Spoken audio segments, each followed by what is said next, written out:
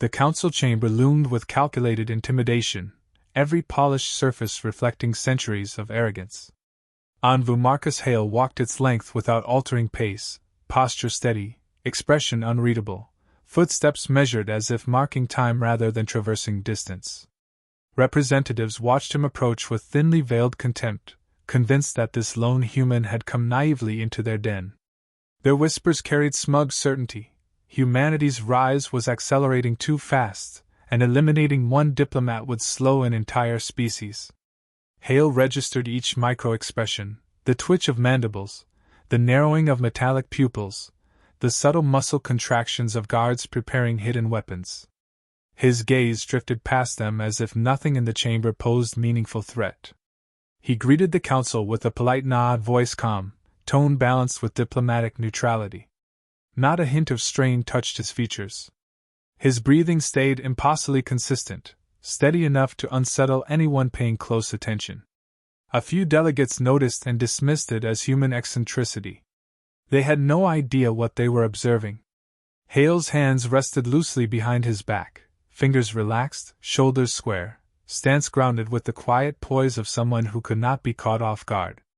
The council believed they had orchestrated a flawless trap. He recognized every element of it the moment he entered. Above the circular table, faint distortions shimmered where concealed plasma lances awaited activation. Poisonous dart housings hid behind decorative latticework, and psionic amplifiers pulsed at harmonic frequencies designed to rupture a human mind. Hale's eyes tracked each one, though his expression never shifted. He understood the council's fear. Humanity's expansion, its unpredictable innovations, and its refusal to bend had disrupted the hierarchy they guarded with religious zeal. They saw humanity as a threat to their ancient dominion. Eliminating him, the face of Terran diplomacy, would send a message, or so they believed. The High Speaker leaned forward with a smile too polished to be genuine, offering hollow words of welcome layered with threat. Hale listened without interruption. His stillness unsettled the speaker, who expected anxious reactions, protests, or flustered gestures. Instead, Hale's presence radiated a subtle pressure that none could articulate. Something about him felt wrong to them, though they couldn't identify why. He delivered his prepared greeting with precise enunciation, every syllable controlled, revealing nothing of his thoughts. The council bristled when he mentioned humanity's commitment to peace, interpreting the phrase as mockery rather than principle. Guards shifted near the chamber walls. Hale's peripheral vision tracked their movements flawlessly, noting tightened grips and synchronizing subtly with their breathing patterns. His own heart rate never wavered. The council believed their intelligence agencies knew everything about Hale: mild, composed, negotiator, predictable. They had no knowledge of the classified layers beneath his identity, no understanding of what operative Caliban truly represented. He maintained the facade perfectly, allowing them to believe their ambush could work. The discussion began with petty accusations disguised as diplomatic concerns. Delegates spoke with growing boldness, assured by the hidden armaments surrounding them.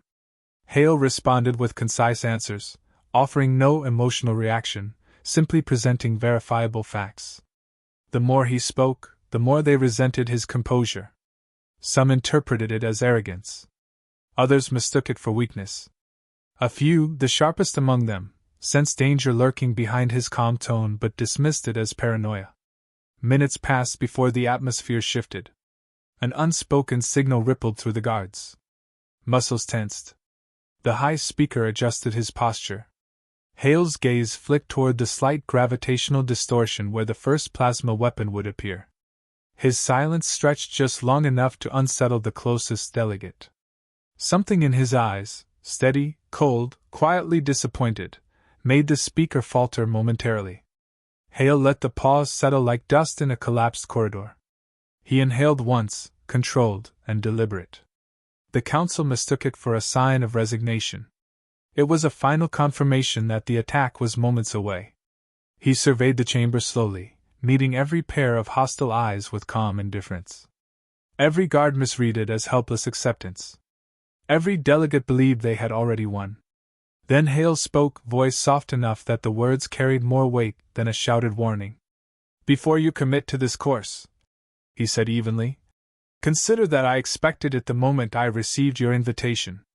Several delegates stiffened. The High Speaker's jaw tightened. Hale's tone stayed steady, not accusatory, not pleading, merely stating a fact. A shiver crawled through the chamber's air currents. Hale's next breath held neither fear nor anger, only weary inevitability. His expression didn't change, but something in his posture suggested he had already moved far beyond diplomacy. The council failed to recognize it. They watched him with triumphant anticipation, convinced he stood powerless among them. Hale lowered his gaze slightly, not in submission but in disappointment so subtle it chilled the air. I hoped, he murmured, you wouldn't choose this. The hidden weapons began to power up. Energy surged through the chamber, silent at first, then humming with a faint resonance as hidden plasma arrays activated. The delegates expected panic, flinching, frantic retreat, anything that would confirm their belief in human fragility. Instead, Marcus Hale stood exactly where he had been, shoulders squared, gaze steady, as if the rising glow around him meant nothing. The first lance snapped into visibility in a burst of blue heat. Guards triggered their weapons in perfect unison, convinced overwhelming force would end the matter instantly. Hale moved before the bolts reached him, not with frantic scrambling but with precise, economical shifts that defied natural reflex patterns. Each lethal pulse passed within millimeters, grazing the air where vital organs should have been. His timing felt impossible to everyone watching. Delegates gaped as their guaranteed kill shot evaporated into floor plating. A guard lunged with a venom-tipped blade, too confident, too slow. Hale pivoted just enough for the strike to cut empty space, then redirected the alien's momentum with minimal force. The guard collapsed, unconscious, before realizing the counter had begun. Another pair attacked simultaneously, relying on coordination drilled over decades. Hale's eyes tracked them with clinical detachment. A fractional lean avoided a sweeping strike. A controlled step reduced the second assailant's angle, eliminating threat without unnecessary brutality. He disarmed them with movements that looked almost gentle, hands gliding rather than striking, yet the results were devastating. They hit the ground stunned, weapons clattering from limp fingers. Delegates who had claimed humans were predictable now stared at a diplomat who moved like a weaponized algorithm. Hale's heartbeat remained steady enough for nearby monitors to malfunction, misreading him as a synthetic entity. The High Speaker recoiled as Hale advanced a single step, precise, measured, and terrifying in its calm certainty. A guard activated a psionic disruptor, a device engineered specifically to shatter a human mind. Waves of psychic distortion rippled across the chamber, bending holographic displays and fracturing light. Hale neither blinked nor stiffened. His implants absorbed and diffused the incoming surge, converting it into harmless static. The guard's confidence vanished as Hale's gaze locked onto him with cold clarity. In a motion almost too fast to follow, Hale reached the guard, disabled the device, and dropped him with a pressure point strike that left no permanent damage. Panic cracked the council's practiced composure. Delegates scrambled behind armored barriers, screaming contradictory orders. Hale watched them scatter with faint disappointment, as though they had failed a test they didn't know they were taking. His hands remained empty, yet every movement radiated the same threat as a drawn blade. He did not strike to kill, he dismantled every attack with minimal force, demonstrating control that bordered on unsettling mercy. A final squad of elite enforcers rushed him with synchronized precision. Hale's expression hardened by a fraction, the only visible shift in emotion since the assault began. He stepped through their formation like a shadow cutting through light, breaking balance, intercepting blows, neutralizing each combatant with dispassionate efficiency. When the last one fell, breathing but incapacitated, Hale exhaled slowly, as if finishing a tedious chore rather than surviving a coordinated assassination. The High Speaker attempted to flee through a side exit. Hale didn't pursue. Instead, he let the speaker run, knowing fear would cripple the council faster than physical force. His voice followed the fleeing official, carrying across the chamber with chilling precision. Leave. Tell them what happened here. They need to understand what they attempted. Delegates peered over overturned desks and battered shielding, eyes wide with a mix of awe and terror. Hale's suit recorded everything, transmitting multiple angles to secure channels humanity had prepared long before this meeting. Evidence of the ambush would be undeniable. Hale surveyed the devastation, a chamber filled with unconscious guards, shattered ornaments, and council members trembling in silence, and showed no satisfaction, no anger, only quiet resolve. His next words were measured, each syllable carved from iron. "You attacked a diplomat. You violated the one rule every species agreed would never be broken. Humanity responded to every insult with restraint. Today, you crossed a line you cannot step back from." Delegates shrank under his gaze. Hale stepped toward the center of the chamber. His presence alone seemed to bend the atmosphere, heavy with something the council had never attributed to humans: restrained, purposeful menace. He was no ordinary envoy, no bureaucratic representative. He was the contingency no one believed existed. Operative Caliban, the final safeguard dispatched only when diplomacy faced deliberate annihilation. He stared at the council's emblem, cracked from stray energy blasts. "This was your choice," he said quietly. "Now you've forced humanity's hand." His message carried no threat, no boast, only the certainty of consequences approaching like a silent storm. And the delegates finally understood why his voice had never once trembled. The chamber's alarms had barely begun their delayed wail when Hale transmitted the encrypted footage. His suit embedded the record into dozens of diplomatic networks, secure channels, and neutral archives beyond the Council's control. Within minutes, the ambush was no longer a secret confined to a damaged room. It was a galactic revelation. Screens across major transit hubs flickered to life, showing the Council striking first, attacking an unarmed envoy, unleashing weapons designed for execution rather than negotiation. No editing. No commentary. Just raw truth. Reactions erupted instantly. Civilian populations recoiled in disbelief. Neighboring species paused trade, fearing the political fallout. Independent systems denounced the Council's betrayal of diplomatic codes older than many of their civilizations. Even within the Council's own territories, officials found themselves bombarded with demands for explanation. Hale observed the spreading shock with detached focus, already contemplating the next operational steps. He contacted the Terran Directorate through a narrow-frequency channel so discreet it left no detectable signature. His report was concise, devoid of emotion, listing each weapon deployed, each attempted strike, and each incapacitation. The Directorate's response was equally measured. "Protocol Nemesis is active. Extraction not required. Stand by for fleet alignment." Hale acknowledged and ended the exchange without hesitation.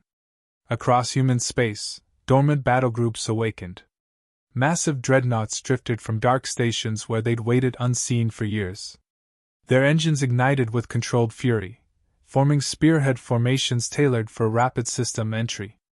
Intelligence vessels mapped the Council's defensive rings, calculating angles where resistance would crumble quickest. Human admirals coordinated silently. Every action rested on the principle that retaliation must be overwhelming yet precise, leaving no room for misinterpretation. Meanwhile, Hale remained in the ruined chamber, posture calm, gaze steady. Council delegates whispered among themselves, their arrogance dissolved into unstable fear. Some argued for immediate surrender, others insisted humanity must be bluffing, relying on dramatized footage. Hale noted each argument without reacting. They feared consequences yet clung to denial because accepting the truth meant acknowledging how catastrophically they had misjudged humanity.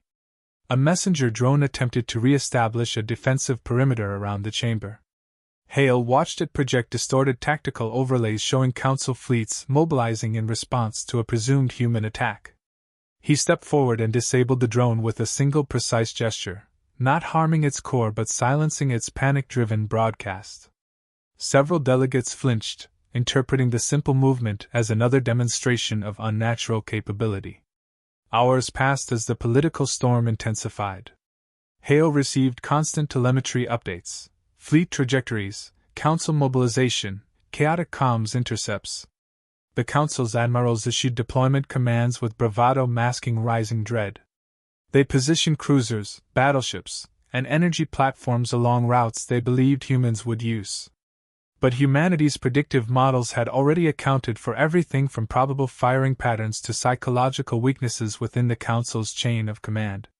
Finally, Hale transmitted a single universal message addressed to the Council leadership. His voice carried no hostility, no raised volume, only the clarity of unbreakable resolve. Your actions violated the foundation of diplomacy. Humanity demands accountability. Surrender peacefully. Confess your intent. Do not escalate further. The ultimatum concluded with a deadline: 12 hours. The Council interpreted it as a sign of desperation. Their strategists insisted humanity lacked the strength to confront a galactic superpower. They broadcast defiant counterstatements, dismissing the ultimatum as theatrics. Their citizens, however, were less convinced. Some began evacuating border systems. Others questioned whether the Council truly understood the scale of the threat. Hale watched every reaction with the same unshakable composure he had displayed during the ambush. He understood human fleets were already closing in, not to conquer but to enforce consequences with unavoidable precision. The Directorate did not act impulsively. Their response unfolded like a mathematical inevitability. When the 12th hour approached, Hale stood at the heart of the chamber, listening to the distant rumble of fleets mobilizing in panic. He felt no satisfaction, no anticipation, only the weight of duty. The Council believed they still possessed control, still imagined themselves orchestrating galactic order. But Hale sensed the shift in the air even before the sensors detected it, the faint gravitational ripple marking the arrival of humanity's most powerful ships. In that moment, every delegate truly understood the ultimatum had never been a bluff. They had attacked a diplomat, assuming weakness. And now the sky above their capital was beginning to darken under the shadows of approaching dreadnoughts. The first gravitational shudder rippled through the Council's capital system like a distant quake. Sensor towers strained under distortions they had no algorithms for, failing to classify the incoming masses. At first, commanders believed the readings were errors, until the sky above the capital bloomed with silhouettes unlike anything in their defensive archives. Human dreadnoughts emerged from folded space in complete silence, matte black hulls absorbing starlight, forming a wall that stretched across orbital lanes with surgical precision. Hale monitored their arrival through the chamber's fractured displays. Every dreadnought held enough firepower to shatter fleets, yet none fired. Their restraint alone terrified commanders more than an immediate strike would have. Council officials scrambled to issue evasive orders, but their panicked commands collided, creating disastrous confusion. Vessels launched without formation, platforms powered weapons without targeting solutions, and admirals clashed over protocol no longer suited to the threat standing over them. The dreadnoughts advanced without altering speed, their array systems tracking every Council ship with perfect synchronization. Not a single human frequency leaked into the comm channels. Silence became a warning more severe than any declaration of war. Hale stepped toward a broken panel, watching overlays update as human formations split into layered spearheads, each one angled to dismantle surrounding fleets in seconds if forced. A Council marshal attempted a reckless gambit, ordering a preemptive strike toward the nearest human vessel. Hale intercepted the command by transmitting a coded override, but it reached the fleets a heartbeat too late. A handful of Council warships fired scattered plasma volleys, disorganized, misaligned, the desperate flailing of officers trying to prove they still commanded the sky. The dreadnoughts reacted instantly. They didn't retaliate with overwhelming fire, they instead neutralized the aggression with impossibly precise countermeasures. Rail lances fired in thin, controlled beams that destroyed only the hostile ship's weapon arrays, leaving hulls intact. Plasma cannons lost power, missile tubes jammed, and targeting systems collapsed in synchronized failure. Council officers froze as their most sophisticated offenses were disabled with the quiet swiftness of a surgeon removing infected tissue. Hale watched without triumph. This was the display humanity had never wanted to reveal, the one built solely for moments where diplomacy was betrayed. Delegates trembling behind damaged consoles saw the dreadnoughts reorient, thousands of red targeting markers sweeping across their defense grid until every platform, cruiser, and interceptor sat under perfect human lock. He opened a secure channel to the Dreadnought flagship. A single confirmation pulse returned. The fleet was awaiting his authorization. He did not give it. Instead, Hale activated the chamber's emergency communication grid and forced it onto every public broadcast within the system. The galaxy watched as he appeared, calm, unharmed, standing amidst debris created by the Council's own treachery. He uploaded the full, unedited assassination footage, overlaying timestamps and sensor logs that proved the Council's attack without any possibility of denial. Outrage swept across thousands of worlds. Civilizations that once feared human expansion now rallied behind humanity, seeing the Council's betrayal as the greater threat. Protests erupted in alien capitals. Trade guilds severed ties. Even sectors loyal to the Council demanded immediate surrender, unwilling to be dragged into a war they clearly could not win. The Council attempted to restore its image with frantic denials, but every lie was crushed under Hale's recorded evidence. Panic surged through their ranks as Dreadnought shadows intensified across the capital's atmosphere. The High Speaker, now pale and trembling, initiated a psionic strike out of sheer desperation, channeling forbidden energies through a hidden amplifier beneath the chamber floor. A violent wave tore through the air, warping furniture, cracking architecture, bending gravity around Hale's silhouette. Yet he walked straight through the storm. The psionic blast folded around his implants, diffusing harmlessly into controlled static. The High Speaker stumbled back in disbelief, choking on fear as Hale approached with unwavering purpose. His final words resonated across every broadcast. "Your era of rule ended the moment you raised a weapon against a human envoy." The speaker collapsed as the psionic feedback crushed his will. Outside, the dreadnoughts descended another fraction toward the capital, awaiting only Hale's next directive. And for the first time in Council history, every member truly understood what humanity had sent them. Not a diplomat, not a negotiator, but judgment wrapped in human form. Human Marines entered the chamber with the precision of a single organism, armor matte and silent, movements stripped of aggression, focused solely on containment. They swept through the hall without raising weapons, securing delegates who moments earlier believed humanity incapable of enforcing order. Hale stood at the center as they worked, posture unchanged, gaze level, presence radiating the quiet authority of someone who had already calculated the outcome long before the first strike. The Council's remaining officials yielded instantly, some collapsing under the weight of their own panic, others surrendering with trembling hands raised high. Not a single Marine reacted with hostility. Their discipline alone shattered the lingering belief that humanity sought conquest. Above the capital, the dreadnought wall held its position with unwavering stillness. Every ship maintained coordinated readiness, yet none advanced, none fired, none demonstrated even a hint of spite. Enforced restraint became the message. Humanity could shatter resistance effortlessly but chose not to. Hale transmitted orders to the fleet, directing them to maintain containment rather than offensive alignment. The ships shifted subtly, adopting a posture that protected civilian evacuation lanes and ensured stability rather than fear-driven chaos. Observers across the galaxy watched the deliberate choice with disbelief. Inside the chamber, Hale addressed the delegates with a tone so calm it cut deeper than any shouted threat. "You are under protective detainment. Your lives are not forfeit. You will answer for what you attempted, but you will not be harmed." His voice carried none of the cold edge of earlier moments. It held the weight of principle, not vengeance. His words spread across public channels, extinguishing the propaganda the Council attempted to salvage. Millions witnessed a human envoy offering mercy to those who had tried to kill him. The moral balance shifted entirely. Council guards, those still conscious, realized they were not targets of retribution. Relief warred with humiliation on their faces.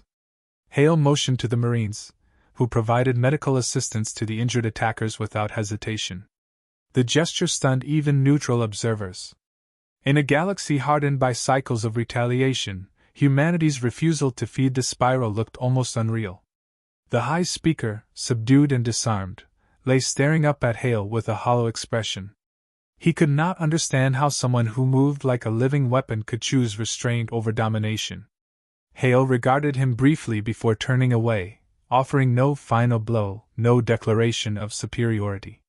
The absence of wrath unsettled the speaker more than any violent response could have. As the council officials were escorted out, Hale activated the chamber's primary interface, linking directly with neutral arbiter networks. He delivered a clear summary. Humanity did not seek power, territory, or submission, only justice and structural reform to prevent this violation from recurring in any future era.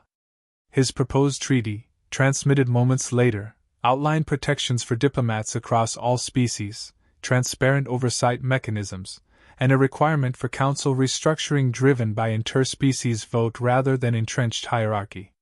Worlds previously fearful of human might now supported the reform, seeing humanity as the only force capable of enforcing fairness without exploiting it. Offers for humanity to assume leadership flooded the channels. Hale declined each one. "Humanity will guide when needed," he said, "but we do not rule those who never chose us." His refusal elevated humanity standing even further, establishing trust more effectively than dominance ever could. With the council disbanded, neutral authorities assumed temporary governance. Hale instructed the dreadnoughts to withdraw from the capital's orbit, triggering an audible sigh of relief across the system. The colossal warships turned with disciplined grace, fading back into the darkness from which they had arrived. When the last ship disappeared from sensor range, Hale stood alone in the quiet chamber, surrounded by debris and fading echoes. For a moment, he allowed the silence to settle fully.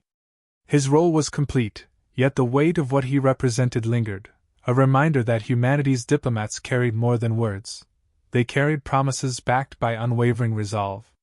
He walked toward the exit without looking back. Workers entering the hall paused, sensing something they couldn't name, an afterimage of power held in absolute restraint.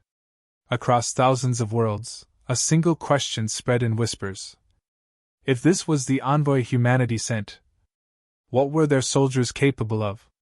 Hale stepped into the corridor, expression controlled, heartbeat steady, mission concluded.